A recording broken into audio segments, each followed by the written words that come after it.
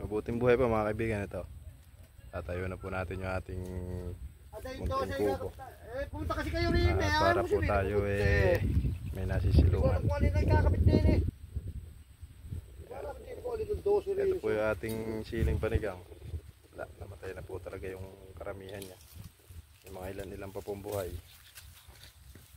Pero halos marami po yung namatay. Pero naka-order na po tayo ng ating punla ulit para po makapagtanim tayo. Yun o, dahil po sana niyang bunga mga kaibigan. Kung hindi po siya namatay marami po sana tayo madadali. May mga ilan pong buhay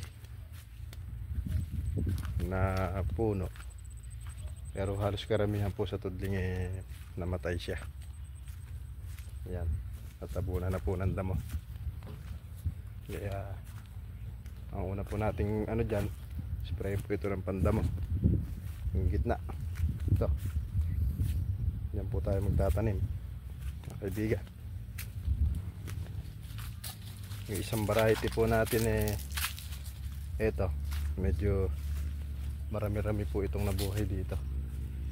Isang variety na ito. Kaya ito po naman ay gagaras katirin at lilinisin natin.